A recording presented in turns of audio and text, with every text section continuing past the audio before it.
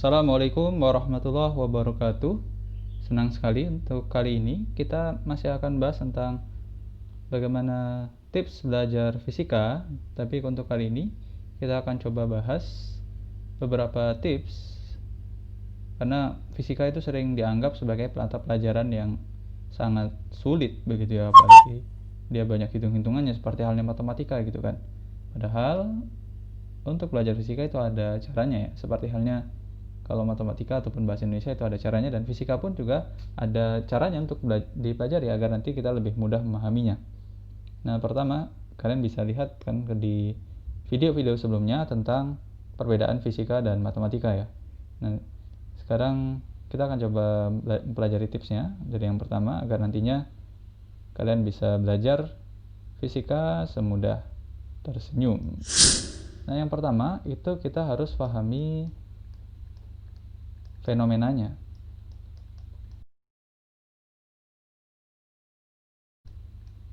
Nah, ini menjadi penting dalam belajar fisika karena fisika itu bukan hanya sekedar rumus ya, tapi dia ada kenyataan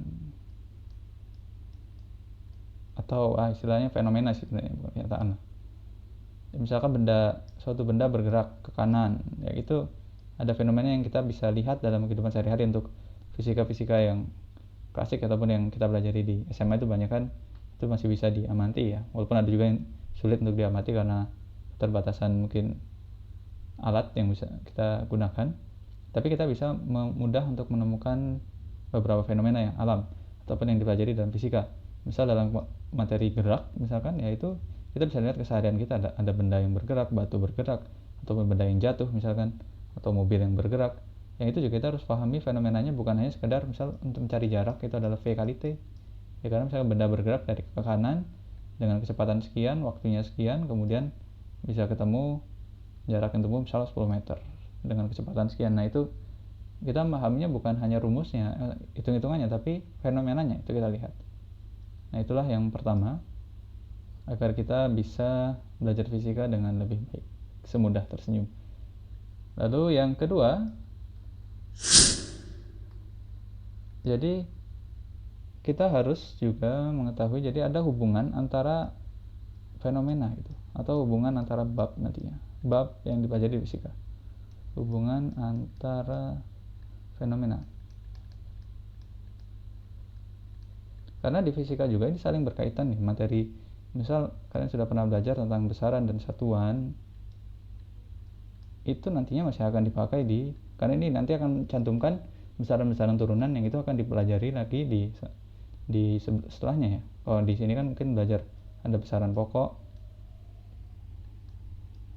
kemudian ini pun nanti akan dipakai di besaran-besaran turunan ya, bagaimana itu massa dan seterusnya. Kemudian juga nanti materi gerak itu nanti akan dia berhubungan dengan materi gaya atau dinamika, karena nantinya gerak itu bisa terjadi karena ada gaya nantinya. Jadi ada istilah kinematika gitu ya, dan dinamika. Kinematika itu mempelajari benda yang bergerak, kemudian dinamika itu penyebab benda bergerak, atau istilah ini adalah mudahnya adalah gaya gitu yang dipelajari.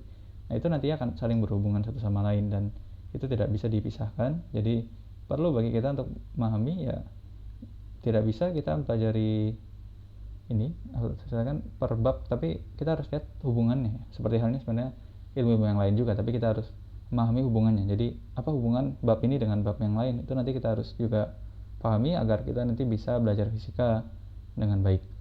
Lalu yang ketiga, nantinya karena ada rumus-rumus tadi ya, berkaitan dengan rumus, kita harus paham konsep dasar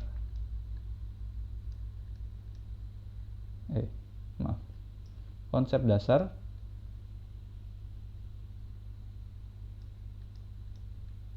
jadi pahami konsep dasarnya ya. Konsep dasar itu harus difahami,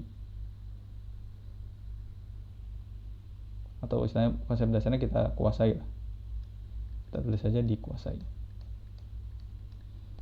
Nah, karena nanti konsep-konsep dasar ini nanti akan muncul rumus-rumus yang lain, sehingga kadang kita lebih mudah untuk memahami rumus-rumus yang ada dengan kita paham. Kalau misalnya kita lupa rumusnya, kita bisa mengingat-ingat lagi gitu, dari situ nanti kita ketemu ya. Seperti halnya nanti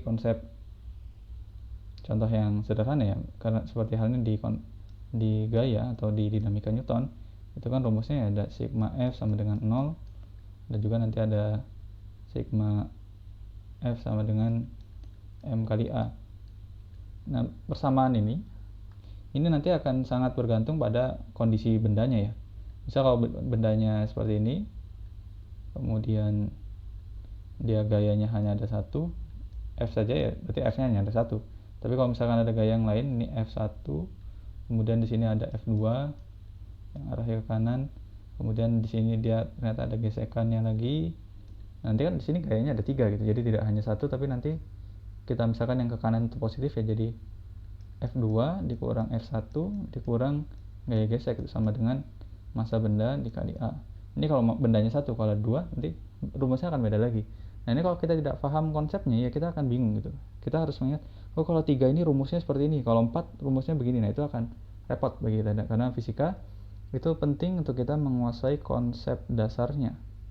Begitu juga nanti kalau misalkan bendanya digantung, jadi konsep berat ya, gaya berat, benda yang digantung seperti ini yang kita simbolkan dengan W, ini sebenarnya asalnya dari M kali A gitu ya.